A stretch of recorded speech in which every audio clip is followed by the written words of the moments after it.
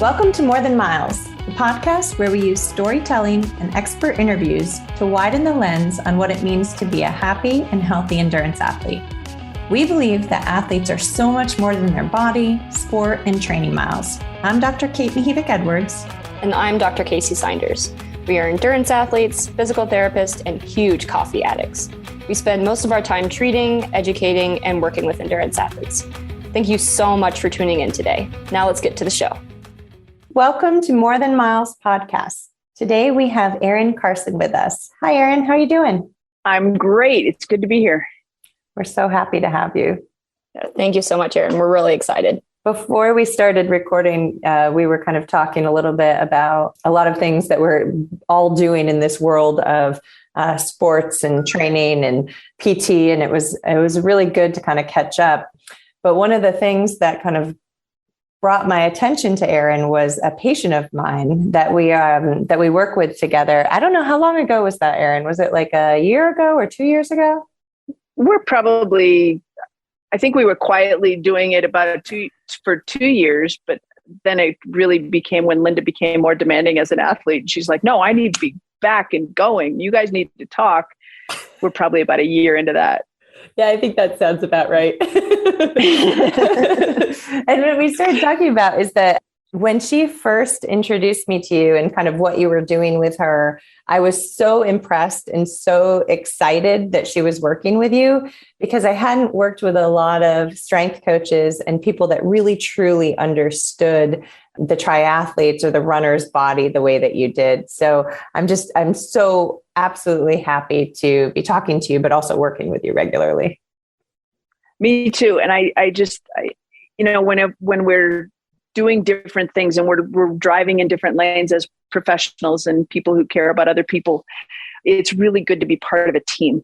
And I think athletes being able to put us together and introducing us to each other for their own benefit is really a testament to the athlete being really forward thinking too. So yeah, collaboration amongst professionals that really are humble and want to learn and want to help. It's huge. It's massively important. So yeah, it's really fun to work with people like you guys. Yeah, no, I agree. And I think there aren't as many people working together as I would like, but it's definitely changing in our world, which is really, really good. Agreed. So we typically I jumped in and I, really just wanted to say that, but we do typically start with telling the story of how our guests kind of get into athletics or what their background was. And I'd love for you to tell us a little bit about your story and your athletic background. My biggest thing, I'm Canadian. So I grew up in Vancouver, British Columbia, just outside, actually, in a little town outside of Vancouver. And I was identified really young as a pretty skilled basketball player. And by young, I mean like 13. They recognized that I had some pretty good skill at basketball. And so I started dreaming at that point in my life about going to the United States, getting a scholarship. And, I'm just on the other side of Title IX.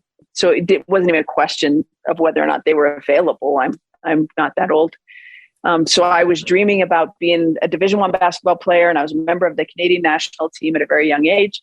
And what happened for me was I got cut from the senior national team, and I was a teenager, which I had no right to even think that I was going to make that team. But they basically told me that you're too little, you're too weak, you need to lift weights, and you need to get stronger, or you're just, your skill is really good, but you're just not strong enough. You're going to get beat up. And they were right. And so I came home and I was like, Mom and Dad, I need to join a gym and I need to lift weights because that's going to serve my sport.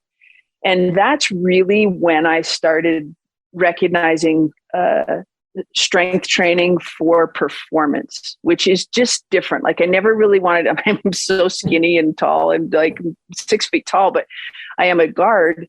And so I needed to move well. I needed to be fast. I needed to be able to guard people who were like 5'4", 5'5", who played opposite me. And I was able to build strength and become the basketball player that I wanted to become. I went to the University of Colorado. I played Division I basketball. I'm still, I think, number 12 on the all-time scoring list. And I've been out of college for almost 25 years. So I had a really good career as a collegiate basketball player. And then when I went on to coaching college basketball, I went to Tulane University and I was an assistant coach there. And the women's team typically gets access to some strength and conditioning leadership, but not much. And so I actually said, oh, well, I'm pretty passionate about the weight room. I feel like I'm in a good position to maybe help the team on this level. So I was basically, I was a certified strength and conditioning specialist at that point as well, just because I took the class, I think my 5th year at the University of Colorado. So I was educated and qualified. I just really didn't have the experience at that level of leading a group of women. But that was my first experience coaching really good athletes, was at Tulane.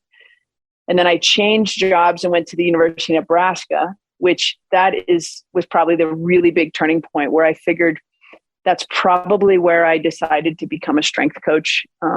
Boyd Epley was the strength and conditioning coach at the University of Nebraska. They were national champions. They were probably the first university in the United States to have that huge weight room that everyone has now. It's pretty much a requirement if you're a university to have that kind of weight room. But it blew my mind how important of an aspect of the training of the athletes it was to become champions. And so, yeah, I just fell in love with it all over again. And I actually got out of college basketball coaching, and that's kind of a whole nother podcast. We don't need to talk about that, but I came home to Boulder, and Boulder is the home of endurance sports. It's really full of world-class endurance athletes. So I started focusing on learning them and who they are as athletes. And I think outside the box a little bit towards performance rather than just building a bunch of muscles. And I've had amazing mentors, which I'm sure we'll talk about, who have taught me, and I've just built the trust of the endurance community and was able to build a pretty cool life around that. So that's it in a nutshell. I'm sure there's many more layers there, but yeah. That's awesome. I have 2 takeaways from that. I love how your motivation to get into strength training was someone told you that you were too weak and couldn't do it. So I think that's like the number one way to like motivate someone is to tell them that they can't do something. And then, I mean, coming into Boulder, where there's a totally different type of athlete than basketball athletes, right? And I always like to joke, I mean, I'm not an elite athlete by any stretch of the imagination, but when I go out to Colorado, I feel like a couch potato. Like the people out there are just completely different breed. So it's really exciting to have someone like you who understands the sport and the demands of the sport. There's a lot of misinformation out there, and I think a lot of fear and barriers to people getting into strength training as endurance athletes.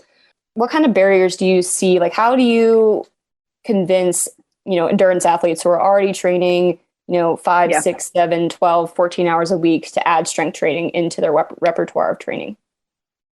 Well, I'm going to name drop a little bit because the stories are kind of powerful. Oh, please do. For this story of how it all comes together. I own a gym in Boulder called Rally Sport. It's a pretty big place. It's about 42,000 square feet. We have 3 swimming pools, and so I get to watch. We have a lot of those athletes are members at the club, and I got to watch them in the weight room and see what they do. And I know that Kara Goucher was on your podcast, and everybody make sure you listen to that episode. But I was Kara's strength coach for about 5 years.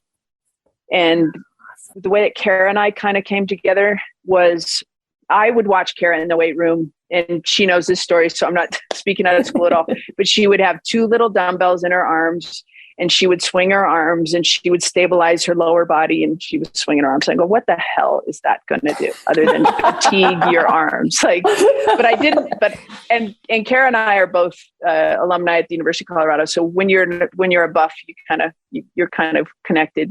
And Emma Coburn was a member at Rally, and watching Emma train was just an honor. I did not train Emma, but the way that Coach Boss trains the ladies, is pretty impressive as well. So the way that I got to train Kara was her massage therapist, more than anything, who watched me work all day, was like, you need to train Kara. And I'm like, well, can you tell Kara that? Because I would love that. And so Al talked to Kara, and Kara and I had a good conversation. And I said, you just give me a couple of weeks and you tell me how you feel. And that's usually my first introduction to those athletes, is they have to realize that just because the name strength coach is there, that we're not going to put you too much under load. I don't back squat any of my athletes, or very, very few of them. Mirinda Carfrae, 3-time Kona champion. I've trained Renee for 10 years.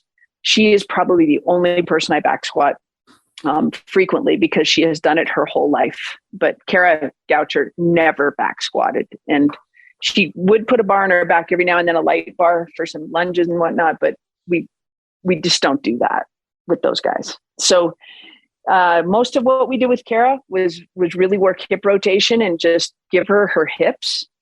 We worked a little bit of ankle mobility and foot mobility using that mobile board. I know you guys love that. Oh, yeah. Jay is a good friend of mine. I know. I can see why, because it's such a beautiful tool. So we would do a lot of that kind of work. And the biggest thing was Kara felt good when she was running. And so she kept coming back. And that was kind of the beginning of our relationship. And then Adam started coming in and training with us as well. And you know, to have two world-class runners, and I'm kind of known in triathlon, but to have Kara and Adam both, to have their confidence and trust, just meant the world to me, and just really motivated me to keep doing a really good job for them. So I had to keep studying and just keep listening to what they were telling me, how they were feeling. And so it kept going. But that's the biggest thing. You should be able to tell in the first week or so if that person is going to work for you. You should feel better.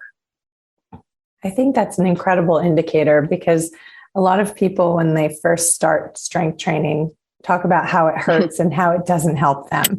And right. I'm of the same mindset that you are, that, you know, in PT, when someone comes, they should know immediately if we're helping them. And same thing, if I send out to somebody who's going to do strength training, I want them to know immediately that, hey, it is feeling better and I am going down the right path. There's no reason to kind of stick with something that doesn't feel good in your body. Exactly. And as a strength coach to a competitive athlete, and Kara was still chasing the Houston Marathon, and she was still very competitive when I was training her. And, you know, you can never get in the way of the training program. I am an accessory to the sport coach and to the athlete's dreams and goals. You know, you cannot get in the way by making the muscles sore or the joints sore. And it's just not necessary. It's not. And I also love how you got to watch all the athletes. I don't know about you, but that's one of my favorite things to do. It's amazing. Isn't it? Yes. Just sit back and watch them move. And my mind starts going like, oh my gosh, their thoracic spine needs a little bit of mobilization. or like, oh my God, please take your shoes off so I can see what your feet are doing. Yeah. Exactly. That was probably one of the nicest things about being the owner of the club. I'm like, everybody in there was training in bare feet. And like, everybody's like, oh, that's filthy dirty. And I go, not really. Quite frankly, your feet are probably cleaner than your hands. And it was just like, if you want, the toes need it. They have jobs. Like, you can't just shove them in a shoe. That's like, right. Especially when we're doing single leg work and double leg work, like the feet. I love the way you guys talk about the feet. It's just so important. So if the athlete is not too fatigued and they're pain free, I like to train people with bare feet. So that's what we do. Yeah. So Erin, I've actually been to Raleigh Sport, and the reason why is because I had seen it on Instagram. That professional athletes train there. So I was like, I got to see this place. I was out there for a conference in 2018. After the conference was over, I went and swam in the pool there. And I loved being able to see the mountains while I was swimming. It's just for this Florida girl, it's a big deal. Yeah. But I swam like 100 meters or yards. What's your outdoor pool? Is it meters or yards? It's yards. Yards. Yeah, so yards. I swam 100 yards and I'm like, why is this so hard? Like, I could not figure it out. And then I was like, well, I'm going to go swim again. And so I'm like swimming again. I'm like, oh, I'm at altitude. Yeah. That's why it's hard. That's the nicest thing about it being a triathlete. When you go down to sea level and you've trained up here, I always notice it in the swim. It's just like, I don't have to breathe that often. This is amazing. Yeah, I was like, where is the oxygen? it is not here. But I want to hear a little bit more about your philosophy in terms of strength training. Like we've talked a little bit about not back squatting and things like that. But if you had to summarize your philosophy, what would you say? The first thing for me is health, overall health. And my professional athletes walk the line all the time of how hard they train. So if I have a really linear periodized program in mind, and so periodization would be just segmenting the overall objective of the strength training program over the course of the year. I learned to kind of throw that out the window, and I had to hand that periodization off to the sport coach. So for me, if an athlete comes in, you listen to them, you look at their face, you look in their eyes, and you get the feel for how high their fatigue load is and their training load is. And you have to pivot. So health first would be the first thing. And mood is really, really important with athletes, and listening and noticing their mood, because that can play into potential injury or illness or just depression. I mean, just kinds of things like that. So I'm very, very cognizant of their overall health and their level of ability to recover. And I'm not just going to smash them. The second thing is really to listen to the science of strength and conditioning and acute training variables associated with different objectives and outcomes. Also to recognize that most endurance athletes can recover a little bit faster than the acute training variables. So also to be a little bit nimble around the science and recognize that science tells us a certain amount of story, but there's not a lot of studies with elite endurance athletes. So we do have a little bit of wiggle room to make good decisions. And then the third thing is really going to be about movement quality, and to be able to recognize how each athlete is moving as well as they possibly can, and to decide to make that decision whether or not to load them that day. So movement quality is really important in making those decisions not to load or to load. And then the fourth thing is really strength. And where are the opportunities for this athlete to perform better, and where can we build strength to help them? And more often than not, it's about finding balance in the body more than just building global strength, because that doesn't serve everyone. So those are my 4 key pillars: health, science, movement, and strength. I love you so much, Erin. Yay! And everything that just came out of your mouth, I would like to repeat again for this podcast, because truly, the starting with the health and talking about mood, and when you said looking into a person's eyes and kind of seeing where they are and really stopping to hear their story, I think that is so underrated all across the healthcare profession, all across, just looking at, with coaches and strength and everything. And I think that alone can guide an athlete to so much success if they just have someone in their corner looking at those things. And then, of course, the science is absolutely important, and being able to figure out, how is somebody moving, but then how do we adapt the science to who's in front of me, not just what the science says and what we quote should be doing, Yes. So I love it. Yeah. Cause I'm a science geek. I mean, we're all science geeks. I think that's where we all began our passion for what we do. But it really, I think one of the biggest things was athletes don't like to sit for 2 to 3 minutes in between sets of power. It's like, okay, thanks for those 6 jumps. Now wait 3 minutes. And they just been like, this is wasting my time. So we could find ways, especially with endurance athletes, because they do recover better than most of the science that was created around strength and conditioning. So keeping them moving in different ways, giving them different kinds of challenges that are relevant to them, running better and running easier. that's just it too. We're not necessarily trying. These guys are so talented. Most of even the age groupers that I work with, they're really talented. They don't need to run better, because they just need to run easier. Like if I can open up their systems and just give them more access, that's kind of that first step, giving them more access. Yeah, I want to elaborate a little bit about the balance in the body piece. So that fourth sort of pillar that you talked about. Mm-hmm. We talked about with Linda earlier, how like working on hip rotation and things like that. And kind of as an aside, Kate and I have been working with the Atlanta Track Club Elite Runners this season for the first time. And we've been doing kind of a review of the injuries that they got over the course of the year and reviewing their gait analysis and things like that to try to look for any patterns. And one of the big ones we saw was rotational control at the hip and rotational control at the ankle. Yep. So I want you to elaborate a little bit more about what balance in the body means for you and how you work on it. For me, it really started. Dr. Mike Clark is the founder of the National Academy of Sports Medicine. And, the people that I have learned the most from probably began with him, because he started thinking outside the box and helping a little point guard from Canada named Steve Nash become the MVP of the NBA. And so he started, strength and conditioning was so linear before all of a sudden you had a little white point guard from Canada winning MVP of the NBA. And then you're starting to look at how is he being trained? And so what we started talking about, and I don't know that there's still, it's so funny how much we question ourselves within each industry, but we learned that concept of reciprocal inhibition and how tightness creates inhibition on the other side. And I know that you guys are not those physical therapists that say your glutes are shut off. Your glutes aren't firing.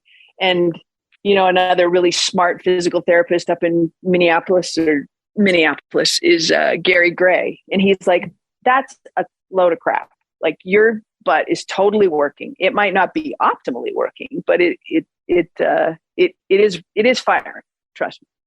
So starting to have that understanding of how tightness on one side of a joint can inhibit optimal function on the other side really became a really foundational thought process. So if we talk about hips and the way that the pelvis is two pieces, and hip decoupling becomes really, really important, that the pubic symphysis needs to move a little bit. The SI joint needs to glide just a little bit. If you start talking like that to a runner or a triathlete, they go, yes, it's my SI joint. It's stuck. And you're just like, okay, well, I'll stay in my lane, but I think we can get those hips moving better. I think we can free you up and get some gentle mobility on the front side of the hip, and then some activation on the back side of the hip. And the adductor complex needs to be not tight. Most people come to us very tight with their adductors. So they think tight and strong are the same thing, and they're not. They're just tight. And so if we can free things up and get things moving, then we can actually start to build a systematic approach to strength around the hip complex. And so, just continuing to learn and understand and keep things moving. Like with Linda, right side, left side, she's going to be different because one's surgically changed and one hasn't. So it's they don't have to be mirror images. They just have to be the best hip they can be. The right hip just needs to be the best right hip you can be. The left hip needs to be the best left hip you can be. So that's exactly right. Yeah. And it's interesting how many people come in, thinking about runners and triathletes, and say, I just need to get my glutes strong. And then they don't address or know that we have to address those adductors because, they work together. Glutes and the adductors work together. Or we need to think about ankle mobility, or that we might have to think about the abdominal wall if there's things going on in the back that are tight. And so it is really interesting kind of what's out there and the concepts that people are picking up. But then what is truth when it comes to looking at how a body actually moves? Yeah. And the thoracic spine as well. Like you can say, I'm sorry, your hips aren't working well, but if your lats weren't so tight, I think we could work it out. And I train a lot of cyclists, I train a lot of runners, and I train a lot of triathletes.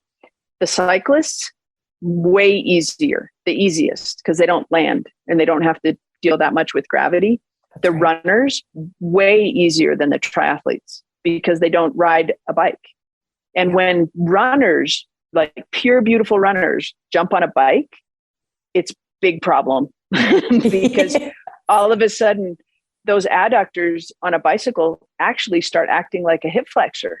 And that big old Magnus, he starts acting like a hip flexor. And it's a mess.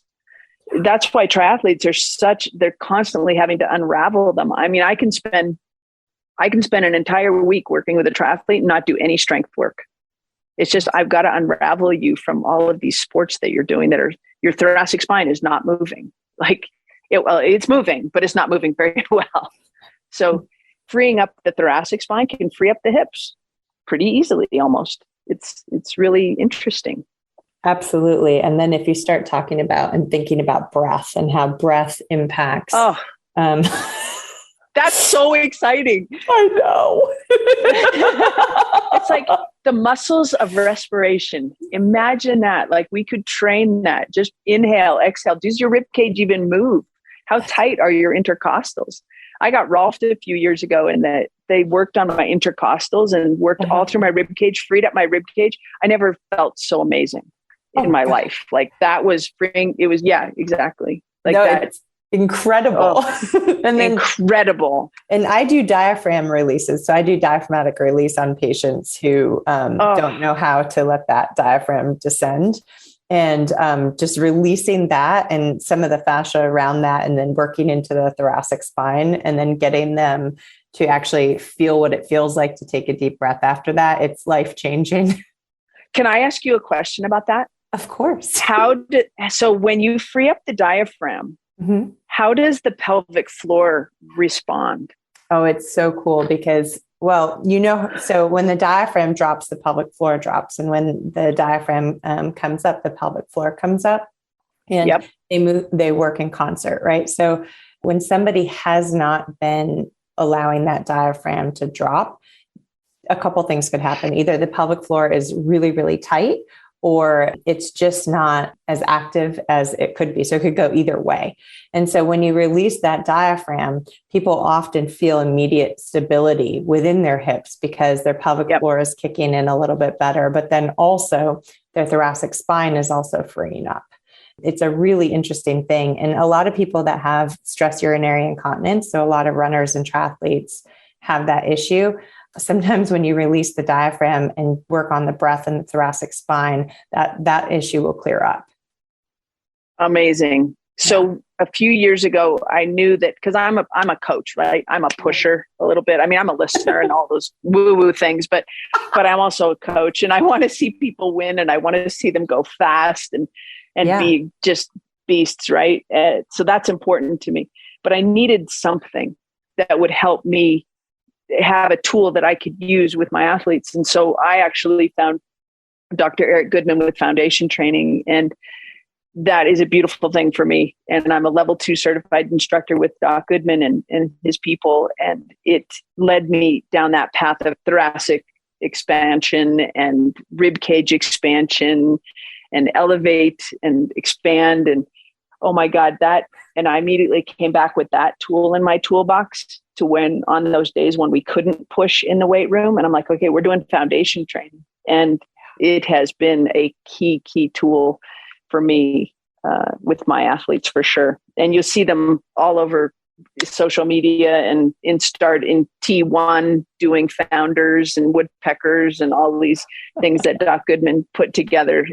So foundation training for me has been an amazing tool, and that kind of led me into that breath work as well. So I think it's great. And you're absolutely right. We feel the same way. So often we have to, because of our role, we're not the strength, coaches. So we are the people that they come to typically when athletes are hurt, or sometimes we're lucky and we get athletes who just want to perform better. But we usually bring them back to those foundations so that we can get them to perform better. Because our goals too are much like yours. We just want them to crush it when they're out there. We want them to go out and we want them to lift and get very, very strong. We want them to be fast. We want them to reach the goals that they've set out for themselves. But it is fun when you can kind of bring them back and you teach them these foundational things. And it makes a much bigger difference than they can imagine. Exactly. And I think they start realizing, I'm not really active on Twitter, but you know how when you're just out walking the dog and you start thinking in tweets. Yeah. And that's, one of the tweets I always kind of want to put out is, if you're an endurance athlete and you're lifting weights, you're probably doing too much. I'm just like, because a lot of people just throw strength programs just because they're athletes. And I'm like, no, they're runners. You got to treat them like a runner, or they're triathletes. They exercise 15 hours a week already. Do they really need to be in the gym for an entire hour 3 times a week? No. And I've had some really elite triathletes, men, that come to me and they go, I think I want to talk to you about potentially being my strength coach. And I go, what are you doing now? And he goes, well, you can just look on my Instagram account. And I'm like, okay, I'll do that. So I jump on his Instagram account and I go, oh my God, no wonder he's exhausted. I'm surprised he can even get through the bike portion of an Ironman. And he came to me because he wanted to strengthen the back half of the marathon. And I looked at his Instagram and he could probably have won the CrossFit Games with what he was doing. And he looked amazing doing it because he's such a good athlete. And I was like, your strength coach should be proud because you do that stuff so well. But I don't think it's really serving your Ironman racing. And so I was like, if you trust me, I'll tell you right now, don't do any strength training for 3 weeks. Just keep training. Just keep doing your swim, bike, run. I'll send you a couple of breathing things and some hip mobility, but we're not lifting weights for 3 weeks. His coach was like, what are you doing? You're crushing your training. The guy was exhausted. And now he's back to I bet he's in the top 20 right now, the PTO rankings. He just raced last week and had a nice time for sure. But sometimes they're just doing too much and it's just getting in the way of your performance. And so you don't need to do that much. And I think that's what a lot of my athletes are like. They start to trust the programming that, no, all you have to do is 6 things today. That's it. Like you don't have to be here for an hour. Oh my gosh. I love that advice. I think we're always taking things away from our athletes, not in a way that, would upset them. Like we're not saying don't run, but we're always saying, right, you know what, maybe we should do less. Yeah. So I just part of this company that, you're going to help or you're going to be part of that we're launching in the fall called Fast Bananas. I created a coloring book for runners. And the title of it is, I might be messing up the title, but the whole thing is Slow Down to Get Fast. And, love that. And it's because of that very same thing. It's like we have to sometimes back up, slow down so that we can get faster and stronger. Yeah. And then there's that whole component of just getting older and posture and just being able to recognize how important is it for you to be fast all year? Because to be fast, you have to give some stuff up. There's only so much time and energy in the day. And most people who are not professional athletes only have so much time in the day, and they have jobs and their parents and, whatever else fills their time. And so all of a sudden it's like, let's pick 2 key events. And then you can get into that performance mindset, start to sacrifice some things like in your personal life or whatever. You shouldn't be sacrificing year round. And then we might bring some elevated level of programming during that performance. And then let's get through it. Let's achieve the goal and we go back to a real doable program where we can live a good life and be happy and not exhausted all the time. One of my big questions I wanted to ask was what common mistakes you see being made by athletes. And so we've covered one of them, which is that they do too much. Are there any other common themes that you see? I think that sometimes there's a preconceived notion that if I do exercises that look like my sport, it's going to help me be better at my sport. It really grinds on me when runners are doing walking lunges. I think more often than not, a competent runner, so somebody who's in a training program, not even an advanced training program, just in a training program, those muscles that are associated with specifically with running and landings, they're fatigued. So we need to do that complementary muscle groups. So if you're moving linear all the time, you probably need to train a little bit more lateral. If you're riding linear all the time, you maybe need to move in 3 planes of motion a little bit, what I would call the transverse plane. You can really do too much linear work. So just because it looks like you're riding a bike when you're doing, I don't know what bikers actually are famous for, the hex bar deadlift. They think hex bar deadlifting is going to make them better cyclists. You can make an argument that it serves cycling because it's going to give you a stronger lower body, but it's not going to make you a better cyclist. You just need to train on the bike. And then we need to unravel you from that position on the bike so that you can get on the bike again and do the work again. So I think continuing to find balance and understanding within sport performance and what you're actually trying to achieve is a great performance in the sport is going to be really important. So just because it looks like the sport doesn't mean it's going to, like swimmers, are doing freestyle with cables. That's not going to make you a better freestyler. Or golfers, doing a high to low wood chop over and over again. That could actually make you a worse golfer. Golf's hard enough. So I think that's probably a pretty misconceived kind of notion. I think that's right where we go back to that whole idea of our, runners, triathletes needing rotational exercises or exercises that kind of balance out the system. Yes. And there's a time and a place for everything, but more is not better. Sometimes more is just more. 100%. And that's where we go to overtraining. Exactly. Which is a fine line around here. Oh, I'm sure I think it's a fine line in so many places. You have to, and sometimes you don't realize that maybe you should just drop something in your life and you won't end up overtraining, or you have to drop a couple sets of something and you won't end up overtraining. It is so close, and people ride that line often. Yeah. The other thing too, really, when we talk about injury prevention, because I think a lot of strength coaches kind of defer. They're like, well, we're going to prevent injuries for endurance athletes by lifting weights. What do you guys see the most? Like when you see people come in and they're like, well, I am doing strength training and I'm still injured. Like what do you see most of the time? Just me trying to learn a little bit, be proactive.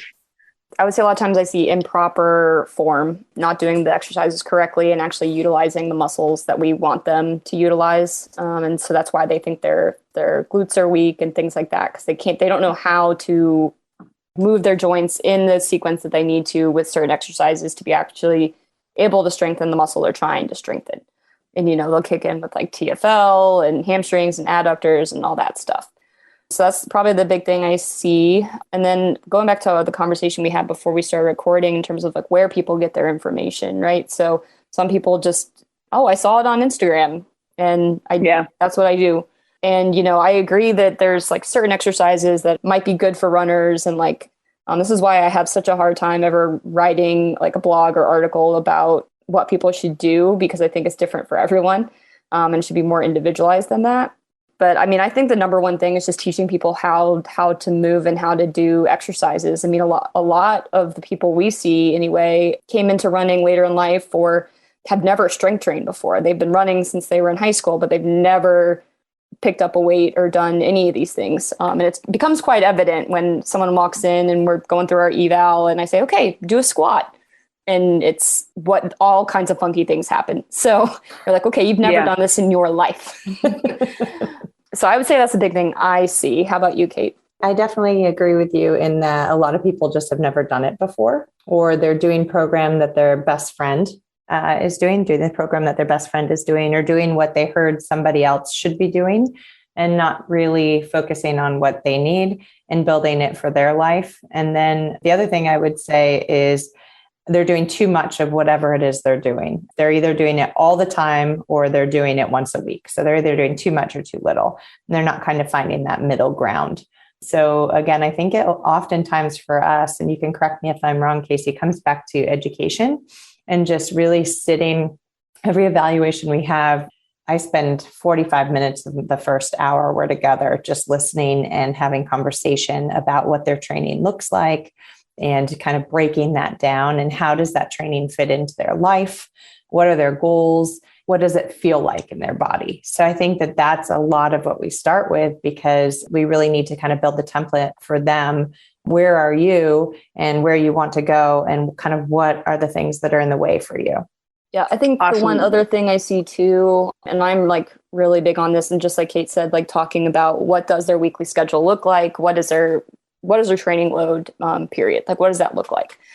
A lot of people don't understand this, like hard days hard, easy day easy idea, where they consider strength training as a recovery day, or they're doing strength training on their day off from running.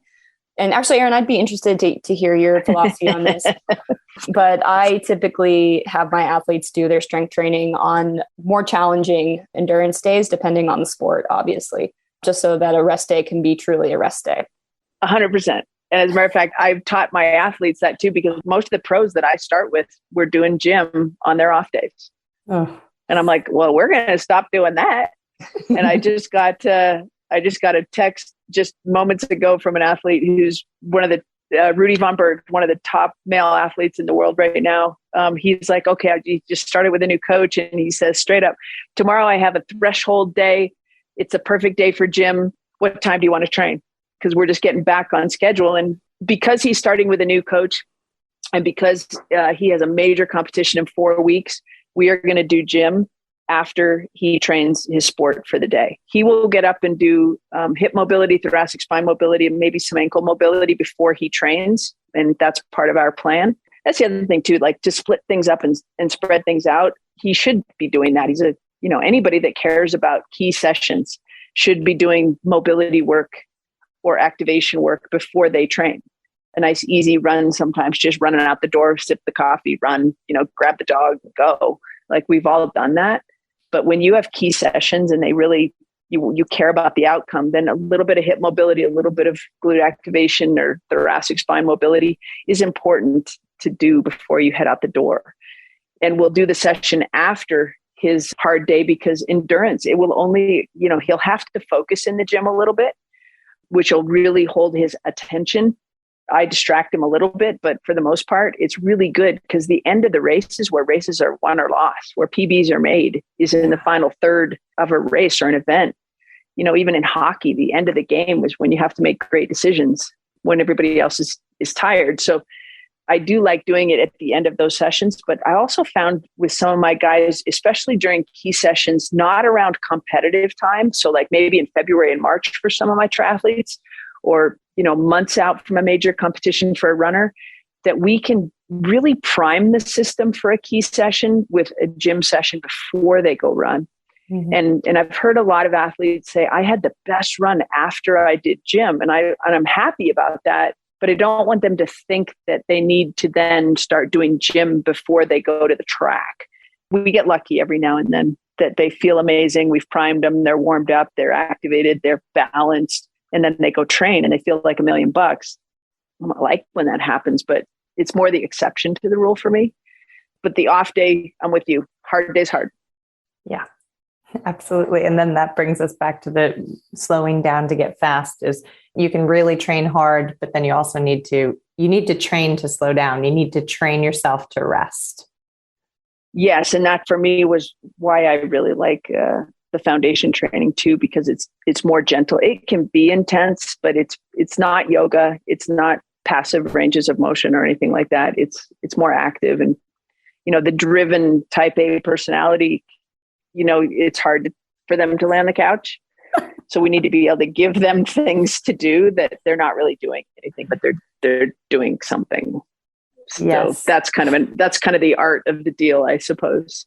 I think there's a lot of art to that. Yeah, exactly. like yes. Art and maybe I love it when coercion. they say, "Are we really done? Are we done? That's it." I'm like, "Yeah, we're done. That's it. You're done. Go home, eat." Okay, and that's where the trust is, and that's what's the privilege of being a coach, is when your athletes trust you. Okay, I'm done. Okay, I guess I'll go home. Yeah, you're done. Boom, done. So. Yes. I mean, there is a lot of trust there, especially if they're transitioning from a different style of coaching or a different style of, for us, PT, is that drawing that line and saying, look, the reason I'm asking you to stop is because we really are done. And this is what the science says. And this is what I've learned over time that's best for you. Yeah. You don't have to leave every training session smashed. No, it's good. If you feel good, it's a good thing. Keep going. See you next Tuesday. It's like, we're good. Feeling good? What?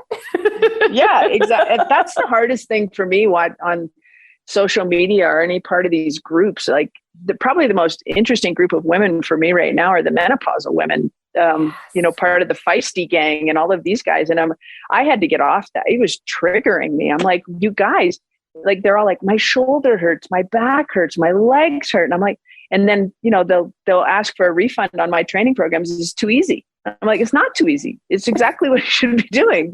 Just do it. And they would rather have shoulder pain or walk around with sore legs for 4 days to try and get their lift heavy stuff in. I mean, I'm like, and then Dr. Stacy and I are good friends. Like, I believe in her so much. And I think she is one of the most brilliant people I know. But she and I are just like, what do people think? They should just go out and start back squatting. They've never done anything in the weight room. It's just a mixed up message. So pain is not good. Pain's just pain. Pain's a warning sign that something is wrong. That's one of the first things we learn in PT school is that, pain is a warning sign. And if you're not listening to it, it's just going to get louder and louder, and it's going to stop you in your tracks at some point.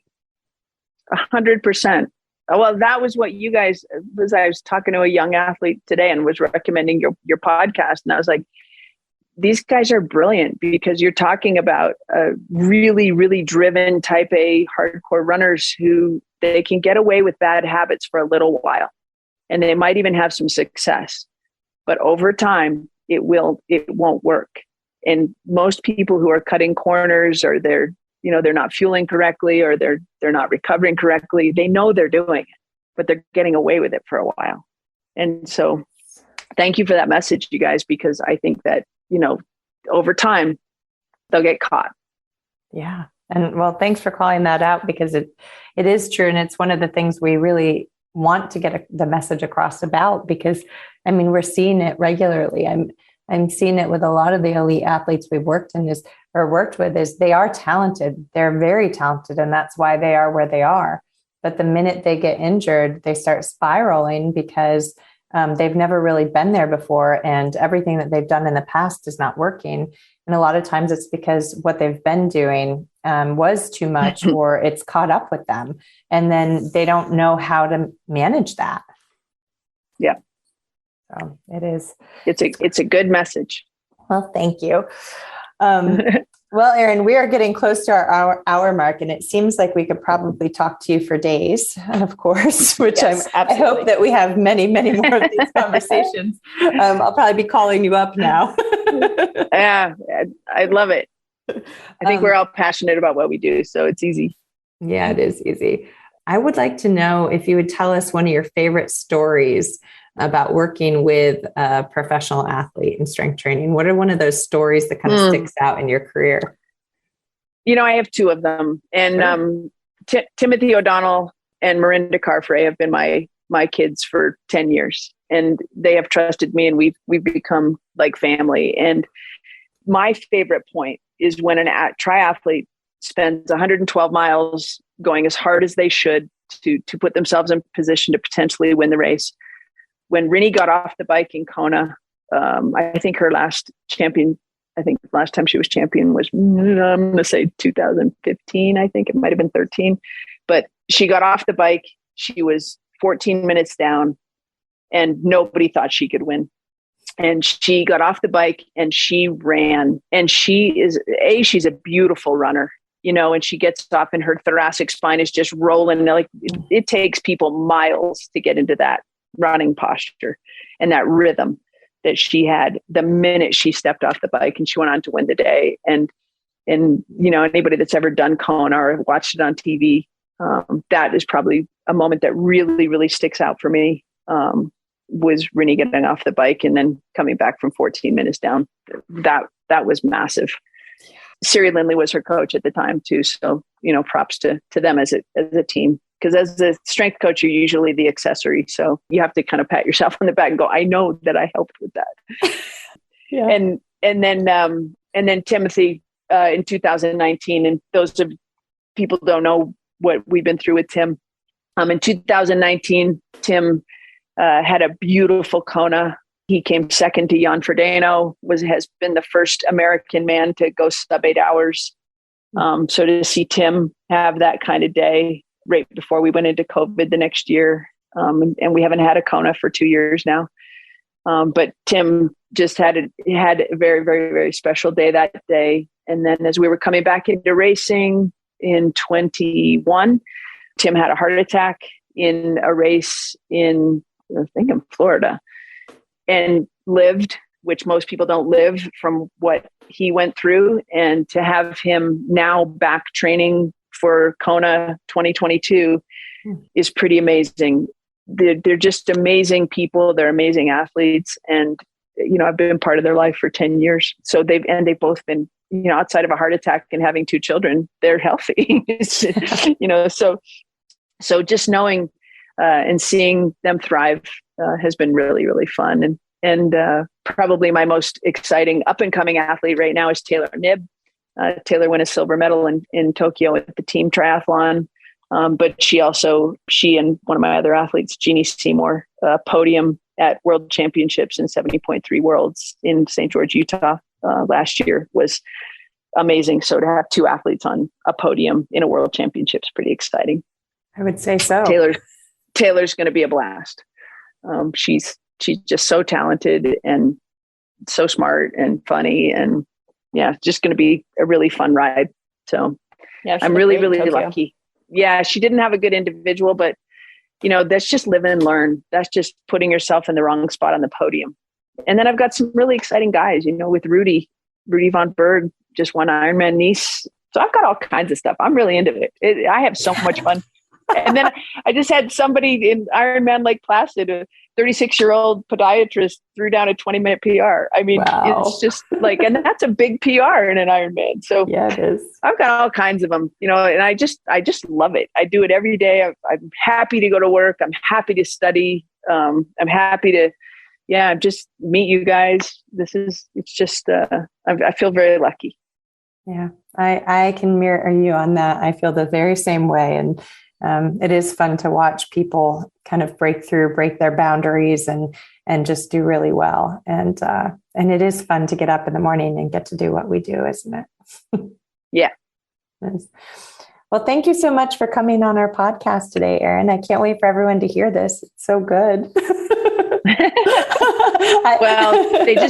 If you want to be a runner forever, and we should be able to perform into our 80s and 90s, number one, stay strong.